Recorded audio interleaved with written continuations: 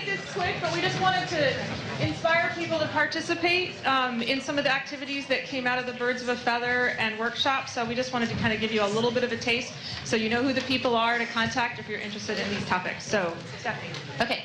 So we had a Birds of a Feather on the Force 11 community website, and it was just the two of us who run the website. So I'm going to call out to the community. It's right. We did have one person, excuse me. But I do need some direction. We got $20,000 from Moore, and we want to build tools and things that you want.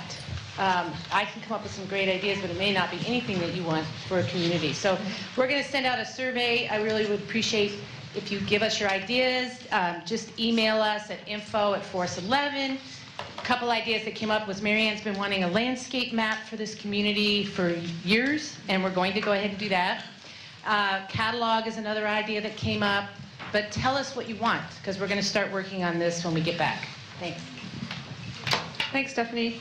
Okay, so now we're going to briefly talk about the contribution and attribution workshop that we held on Sunday, and this was a collaboration with Dean and with Karen and Amy Brand and Dan Katz, who also helped us a lot. And it was, these were the main questions that we posed to our workshop participants, basically trying to understand who were the consumers of a credit system, and what were the motivations for identifying these contributions, and what were some different ways that we could provide attribution for these contributions. And in doing this, we basically brainstormed all the different kinds of scholarly products that one might want credit for. And you can see from the sticky notes there how many of them there were. One of the interesting things and relevant to the earlier conversation today was that most of the ones up here on the top were all different kinds of products related to software. And the green sticky notes are the contribution roles that people have related to those products. So there was an enormous number of both software-related products and roles related to those products. Somebody's calling me. And so I'm going to turn it over to you guys for some comments after that. Do you want to say anything else? I'll let you talk about that. That's more, yeah. All right. So as part of the outcome of this, we're going to be doing some pilot implementations. And we've started a new attribution working group on the Force 11 website, and we would welcome any participants, whether you have ideas for the kinds of things that you want attributed or the way in which systems work, or you want to test out pilots with us. We're really looking for use cases as well as people who can help implement. And we really would like to make sure that we cover the sort of potential products and roles beyond just the group that was there at the workshop. So if you do have any interest, please join the working group list, and we'll try to go through exercises to solicit more ideas once we get the list that we're developing from the workshop up and available for people. And I should also mention, just to clarify, that this includes the work going on as part of the project credit that Amy Brand talked about, and that Amy Canal talked about with the Mozilla badges. So it's all tied together and hopefully interoperable in the end. No? Okay, all right, that's it. Okay, so now we have, let's see. Susanna, do you want to talk about the BioCaddy? The workshop and with the header all together. Sure. Thank you. So this is a workshop that we ran on Saturday, actually on Sunday, 8:30 in the morning. So there was a very short workshop as well that Marianne Mattone and myself ran about data citation. So before just explaining you what the workshop was about, just have to explain the fact that the workshop was under the BioCaddy initiative. And because this is also includes a call for participation, I have a couple of slides on what BioCaddy actually is. So BioCaddy, it's a center funded by the NIH Big Data to Knowledge Initiative, and BioCaddy stands for Biomedical and Healthcare Data Discovery Index Ecosystem. And Lucila Ono Machado from UCSD is the PI of the center. So in brief, what the center is going to do is going to do for data what PubMed has done for literature, okay, really in a nutshell. But what's really relevant to you too, because we have a lovely website where all the details are, that there are going to be call for pilots to help us building this data discovery index or ecosystem. So at the moment, this is just the organigram and the group. At the moment, we have called for task force members because we have 3 task forces. One is called Data Shop, focusing on standard and ontology, which are needed to annotate the data. The other, it's a task force on Showcase, which is led by George Alter, which is also here at the meeting, and which is about the visualization of the data, the searches, the discovery of the data, and the user's needs. The third one that I lead, it's the data market. It's about publishing data and have incentives and credit for publishing it. So the workshop we ran, it's under the task force that I ran, the data market.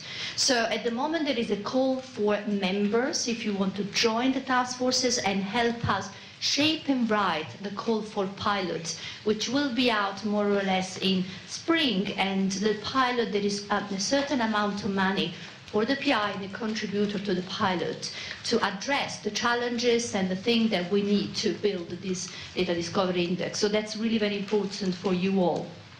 So in a nutshell, under the data market, we ran this workshop on Sunday. So what we did, we had a select group of people try to represent a variety of stakeholders, from the publisher to the researcher to the service provider, being data providers, but also like resource provider, identifier providers, and etc. And what we did, we looked at, first of all, the goal of BioCAD in general around the data citation. We tried to collect in advance of the meeting several use cases from different actors, the funder, the researcher, the publisher, what that needs to be done to cite data, what exists, what doesn't exist, what are the challenges, what's missing. And the idea is to try to look if we have the sufficient standard, the tool and the infrastructure, then we can really start to cite data. And we're writing up a workshop, so the tiny URL in there has both the agenda, the link to the presentations, and the initial note and the report, and we will make sure we link it to the main Force 11 website so you can access it.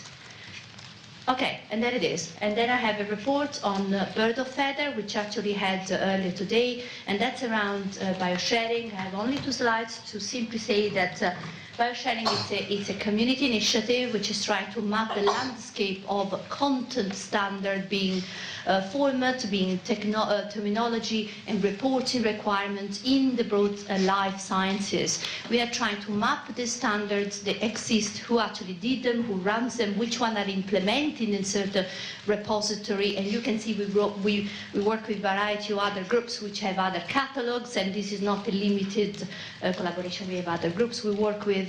So what we decide to do, it's because we have a proposal to have a working group under the RDA, the Research Data Alliance, around biosharing, and we already have an advisory board, chairs, co-chairs, and members, an initial set of members, and an operational team that I ran to help implementing the registry. We also decided we want to have an activity under the Force 11 so that broader people can participate and help us mapping the standard, understanding how they're used, who use them, so that we can help different stakeholders, being the publisher, the funders, the researcher, to find the standard which are relevant to their domain of area, recommend them or implement them in a tool, and so on and so forth. So the working group under the Force 11 will actually be somehow the same. It will be a joint RDA Force 11 working group, because we know people are busy, it's all volunteer, and we want to just make sure we just bring a larger community together. And so there is, if you want the website, it will be linked to where we can contact us and tell us if you're interested in joining. There would be, of course, a website, a web page under the Force 11. And we, of course, engage closely to either an AH initiative or an initiative in UK, like US, sorry, in Europe, like Elixir. Thank you.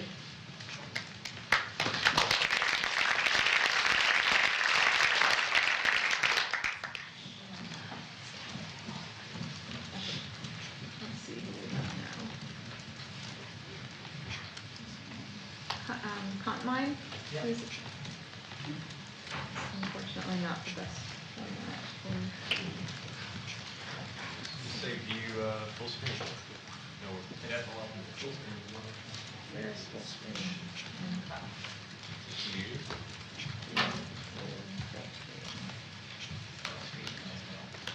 Do it? Okay. Excellent. So I'm here to talk about Microphone. Sorry, is the microphone this one? Oh, excellent. So I love Comic Sans on slides, so I just thought I'd put it up there. You can never have too much Comic Sans, in my opinion.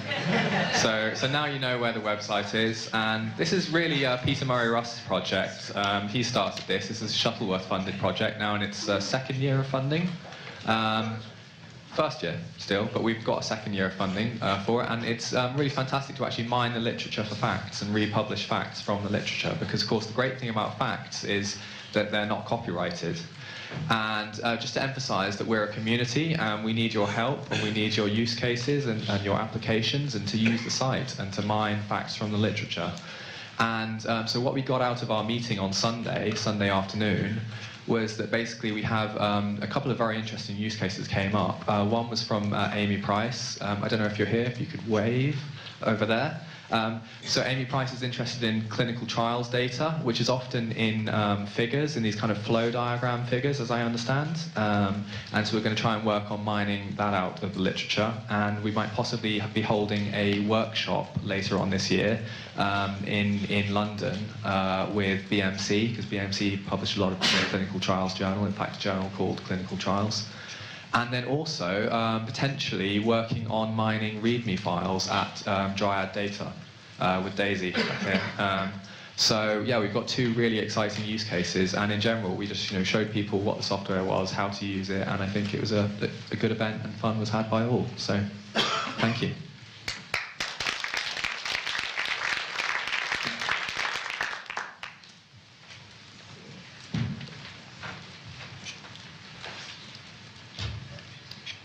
Okay, let's see.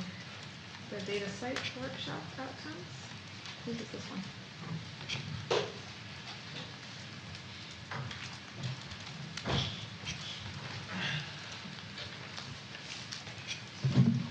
I'm Martin Fenner from PLOS, and together with Ian Mulvaney from eLife, we have organized this workshop on Sunday on reference manager support for data citation. And we had a great group of people from data repositories and reference managers.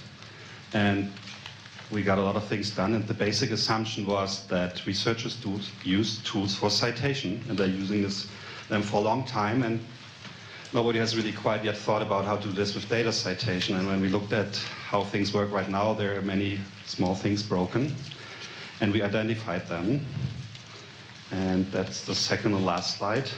And I think it really comes down to simple things that if data repositories work very similar to what publishers are doing, then all the reference managers would work almost out of the box. And the most simple thing you can do is provide metadata tags in Dublin Core and Prism format in headers of web pages that you're generating that describe data sets. And that's a common standard for a long time, and that's exactly what Ewan Adey pointed out earlier in his presentation, that we shouldn't forget the old stuff. We have contacted Read3Data.org as a place that sort of lists data repositories, and BioSharing, as we heard, worked together with them they have a list of criteria. This data repository uses persistent identifiers and other things, and one criterion could be we use metadata tags, so in this repository you can use it with reference managers, and that would be a nice feature to know that. We have also started to create a test set. We have 20 data sets now. We want to have 100 and see from different data repositories how they work with reference managers currently and maybe in 6 months. And there are a small number of small issues that we have to support within reference managers to better work with data sets. Something we think is a very bad idea is to specify new data citation style. Because we have citation styles for a long time, and you can argue that maybe it's a bad idea to have about 7,000. But if you use APA style to write a manuscript, then the data citation in there shouldn't all of a sudden be in a different style. That just doesn't work for many, many reasons. And it's rather the point that you should update the citation styles so that they look like what APA or MLA or anybody else recommends how data citation can look like, because there are many ways how you can do that. And we have 2 links here of our draft report that we're still drafting and on the list of test data sets. So your data repository, please contact us so we can add data sets to test out. Thank you.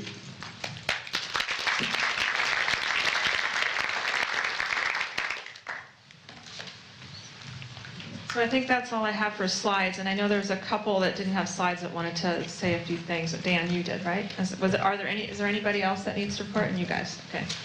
So 2 more then. I actually have a website, if we can go real quick.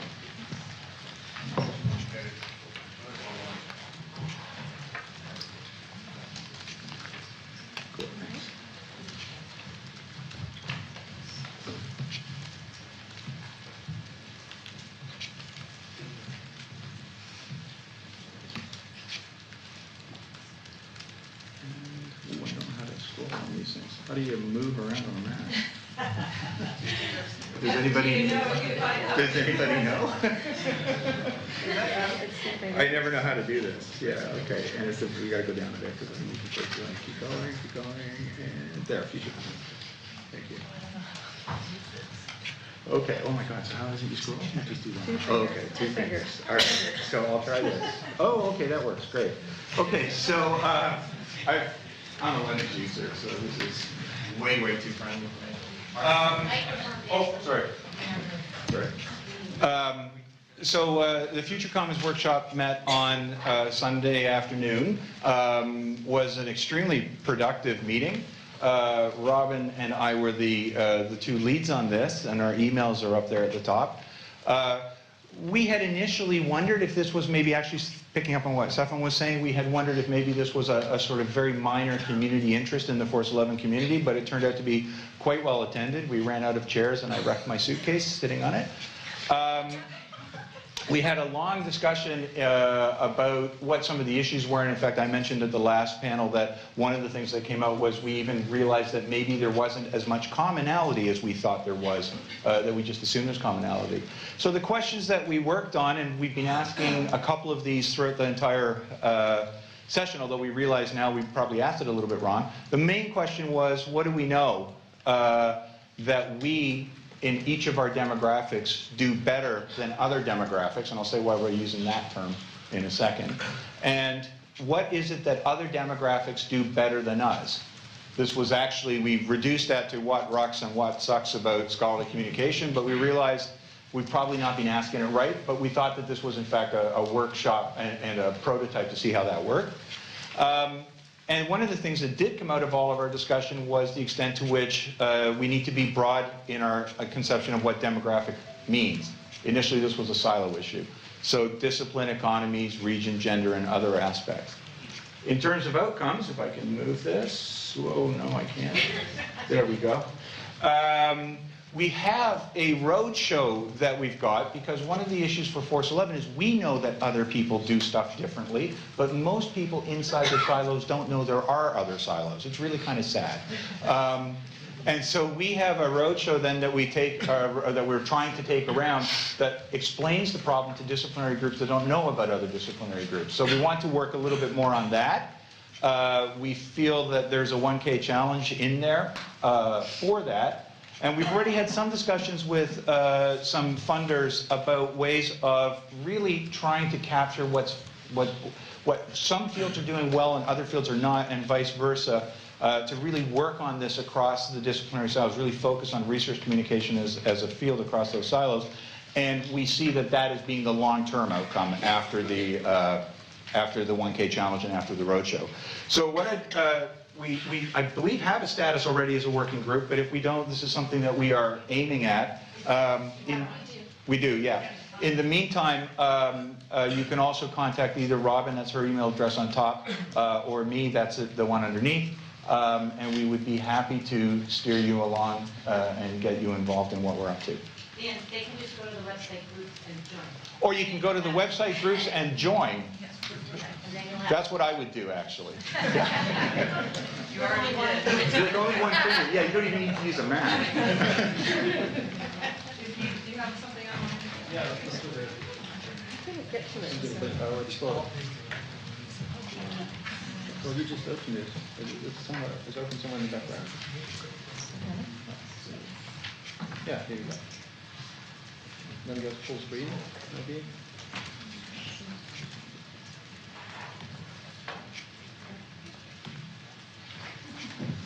Okay. This one doesn't work. Okay. Yeah. So this is actually the summary of my presentation that I gave on Sunday. This was the workshop about interactions between Wikimedia platforms and research. And it consists of two parts. I'll give you a brief tour. We spent 5 hours on that. And the first part leads to the basically observation that there is an entire ecosystem of Wikimedia projects at wikimedia.org. And so they're organized by information channel, kind of silos, but they do interact and they're aware of each other. So Wikipedia is the encyclopedia, Wiktionary is a dictionary, Wikiquote is for quotes, Wikibooks is for books, Wikisource is an archival thing, and so on. And it turns out that you can do stuff like research relevant stuff with basically all of them. Though nobody has really tried with Wikivoyage, which is a travel guide, but you can probably do some useful stuff with that as well. And to just give you a flavor, so there is an initiative where a journal called PLOS Computational Biology, which some of you may know, has a manuscript track that publishes review papers that then end up on Wikipedia. There is Wikisource, which is now being turned into an open access repository by pulling in the openly licensed subset of the open subset of PubMed Central. And there is an ongoing project that already imports the media files from scholarly publications into Wikimedia Commons. And then this is the second part of that session on Sunday. There is Wikidata. And around Wikidata, we're actually writing a grant proposal that is due to be submitted tomorrow to the EU. And yeah, well, basically, it was written in the open, which I think would be a very good thing if we would do it more often. So here you can see it's covered on Wikipedia and the Wikipedia signpost. There have been numerous blogs. We have a Twitter hashtag, we have a public mailing list. It's all up on Google. And so we actually spent the last hour of the workshop reviewing that proposal before we are going to submit it. And it was not just because of that proposal. It was in order to get acquainted with the idea of what Wikidata could actually achieve as a hub for research. So for those who don't know Wikidata, it is basically meant to be the place where data that you see in Wikipedia is being curated. So the population of a place or the birthday of something or someone is typically stated in each individual Wikipedia article in each individual language and is then curated independently. Wikidata is meant to centralize that. So if someone dies or changes their name, or if the population of a certain place can be updated by a new census, then you can create that information in one central place and then pull it in to each of these 200 Wikipedia articles about that thing, more or less automatically by some configuration. And this project Wikidata now exists for 2 years. It has not full-fledged functionality, but it's completely open source. It has a very active community, like 14,000 people making an edit every month. And that's why in our proposal we actually propose to adapt that existing virtual environment as a virtual research environment, which is what the European Union was calling for. In most virtual research environments, they're typically built from scratch, they're typically built with silos in mind, they're typically built not being open, and we're doing away with all of that. We just say, okay, we take this open platform and adapt it such that it can be used in research contexts. And irrespective of that particular grant, which is going to be rejected anyway, as most grants, I would like to engage with you in discussions as to how we could leverage that platform and integrate it with all the other things that you're working on. So for instance, biosharing. You probably use identifiers for the things that you're cataloging, and then we could think about how Wikidata could work with that.